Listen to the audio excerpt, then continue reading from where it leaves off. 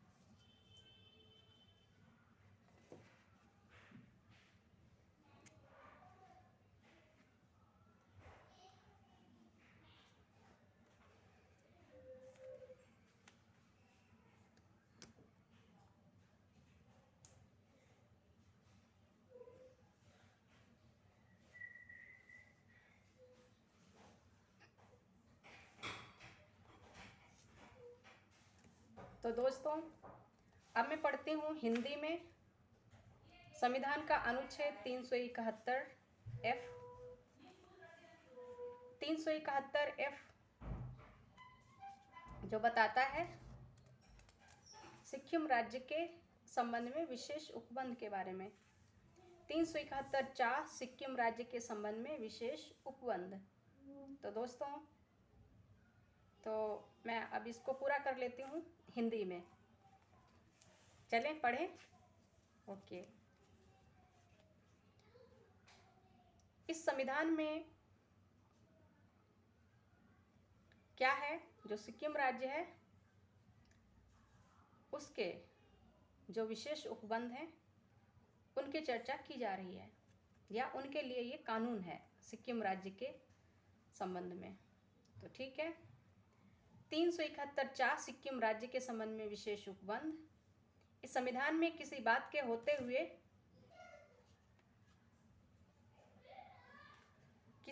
होते हुए भी नंबर का सिक्किम राज्य की विधानसभा कम से कम 30 सदस्यों से मिलकर बनेगी। क्या कहा जा रहा है कि जो सिक्किम राज्य की विधानसभा है वो कम से कम उसमें 30 सदस्य होने चाहिए, तभी वे वहाँ की राज्यसभा का निर्माण हो सकता है। कम से कम 30 सदस्यों से मिलकर बनेगी।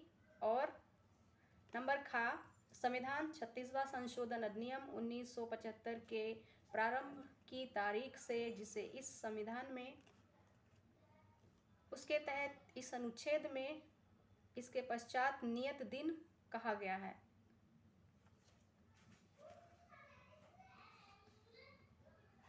और साथ ही साथ नंबर 1 सिक्किम की विधानसभा जो अप्रैल 1974 में सिक्किम में हुए निर्वाचनों के परिणाम स्वरूप उक्त निर्वाचनों में निर्वाचित 32 सदस्यों से, जिन्हें इनमें इसके पश्चात आसीन सदस्य कहा गया है, मिलकर बनी है और इस संविधान के अधीन सम्यक रूप से गठित सिक्किम राज्य की विधानसभा समझी जाएगी।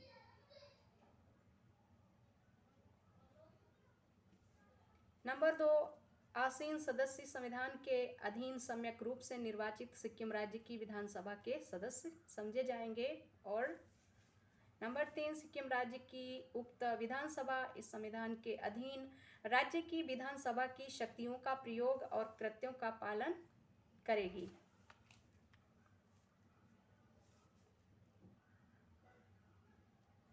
नंबर गा का खंड खा के अधीन सिक्किम राज्य की विधानसभा समझी गई विधानसभा की दशम में अनुच्छेद 172 के खंड 1 में 5 वर्ष की अवधि के प्रतिनिर्देशों का ये अर्थ लगाया जाएगा कि वे 4 वर्ष की अवधि के प्रतिनिर्देश हैं और 4 वर्ष की उक्त अवधि नियत दिन से प्रारंभ हुई समझी जाएगी। नंबर घा जब तक संसद विधि द्वारा अन्य उपबंध नहीं करती है तब तक सिक्किम राज्य को लोकसभा में एक स्थान आवंटित किया जाएगा और सिक्किम राज्य एक संसदीय निर्वाचन क्षेत्र होगा जिसका नाम सिक्किम संसदीय निर्वाचन क्षेत्र होगा। आया समझ में? ओके। नंबर 1, नियत दिन को विद्यमान लोकसभा में सिक्किम राज्य का प्रतिनिधि सिक्किम राज्य की विधानसभा के सदस्यों द्वारा निर्वाचित किया जाएगा। नंबर 4 कहता है कि संसद सिक्किम की जनता के विभिन्न अनुभागों के अधिकारों और हितों की संरक्षा करने के प्रयोजन के लिए सिक्किम राज्य की विधानसभा में उन स्थानों की संख्या के लिए जो उसे अनुभागों के अभ्यर्थियों द्वारा भरे जा सकेंगे और ऐसे सभा निर्वाचन क्षेत्रों के परिसीमन के लिए जिनसे केवल ऐसे अनुभागों के अभ्यर्थी ही सिक्किम राज्य की विधानसभा के निर्वाचन के लिए खड़े हो सकेंगे, उपबंध कर सकेगी। नंबर 6, सिक्किम के राज्यपाल का शांति के लिए और सिक्किम की जनता के विभिन्न अनुभागों की सामाजिक और आर्थिक उन्नति सुनिश्चित करने के लिए साम्यपूर्ण व्यवस्था करने के लिए विशेष उत्तरदायित्व होगा और इस खंड के अधीन अपने विशेष उत्तरदायित्व का निर्वहन करने में सिक्किम का राज्यपाल ऐसे निर्देशों के अधीन रहते हुए जो राष्ट्रपति समय समय पर देना ठीक समझे अपने विवेक से कार्य करेगा। यहाँ पर उसके विवेक की बात हो रही है, किसके? राष्ट्रपति का जो अपना विवेक होता है उससे कार्य करेगा। नंबर 4, सभी संपत्ति और आस्तियाँ चाहे वे सिक्किम राज्य में समाविष्ट राज्य क्षेत्रों के भीतर हों या बाहर, जो नियत दिन से ठीक पहले सिक्किम सरकार में या सिक्किम सरकार के प्रयोजनों के लिए किन्हीं अन्य प्राधिकारी या व्यक्ति में निहित थी, नियत दिन से सिक्किम राज्य की सरकार में निहित हो जाएंगी। नंबर 6, सिक्किम राज्य में समाविष्ट राज्य क्षेत्रों में नियत दिन से ठीक पहले उच्च न्यायालय के रूप में कार्यरत उच्च न्यायालय नियत दिन को और से सिक्किम राज्य का उच्च न्यायालय समझा जाएगा। नंबर यहाँ सिक्किम राज्य के राज्य क्षेत्र में सर्वत्र सिविल, डांडिक और राजस्व अधिकारिता वाले सभी न्यायालय तथा सभी न्यायिक कार्यपालक और अनुसचिवीय प्राधिकारी और अधिकारी नियत दिन को और अपने अपने कृत्यों को इस संविधान के उपबंधों के अधीन रहते हुए करते रहेंगे।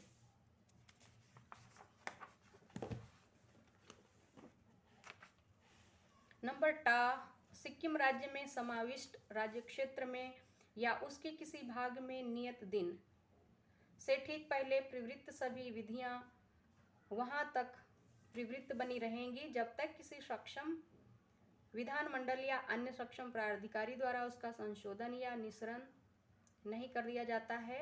नंबर 8, सिक्किम राज्य के प्रशासन के संबंध में किसी ऐसी विधि को जो खंड टा में निर्दिष्ट है लागू किए जाने को सुकर बनाने के प्रयोजन के लिए और किसी ऐसी विधि के उपबंधों को इस संविधान के उपबंधों के अनुरूप बनाने के प्रयोजन के लिए राष्ट्रपति नियत दिन से 2 वर्ष के भीतर आदेश द्वारा ऐसी विधि में निरसन के रूप में या संशोधन के रूप में ऐसे अनुकूलन और उपांतरण कर सकेगा जो आवश्यक या समीचीन हो और तब प्रत्येक ऐसी विधि इस प्रकार किए गए अनुकूलनों और उपांतरणों के अधीन रहते हुए प्रभावी होगी और किसी ऐसे अनुकूलन या उपांतरण को किसी न्यायालय में प्रश्नगत नहीं किया जाएगा। नंबर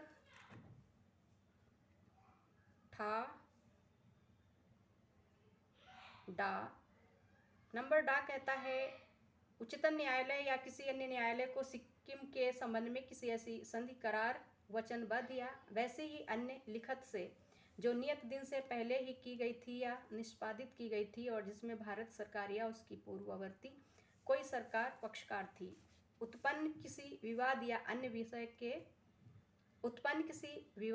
अन्य विषय के संबंध में अधिकारिता नहीं होगी।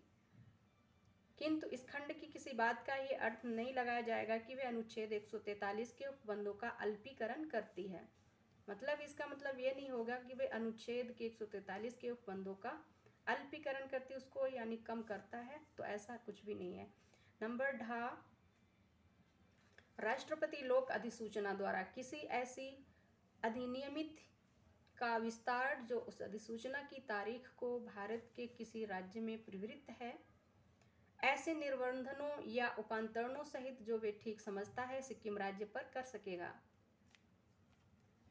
और नंबर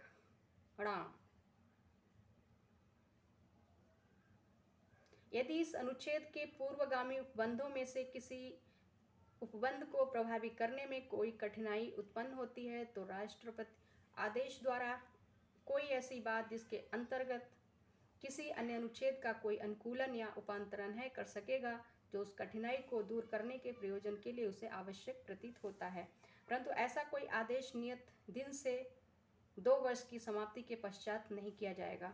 नंबर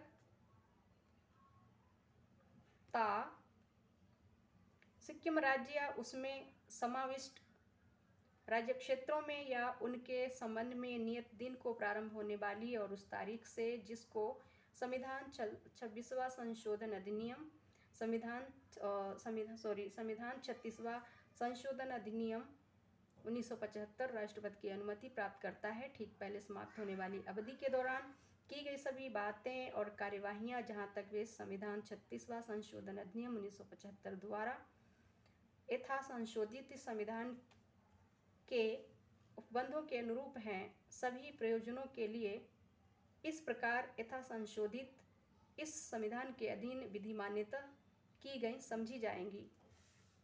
तो ये तो था हिंदी में अनुच्छेद 371।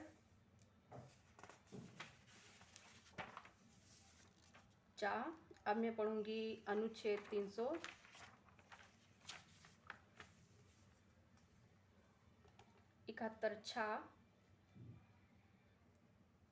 अब मैं पढ़ूंगी अनुच्छेद 371।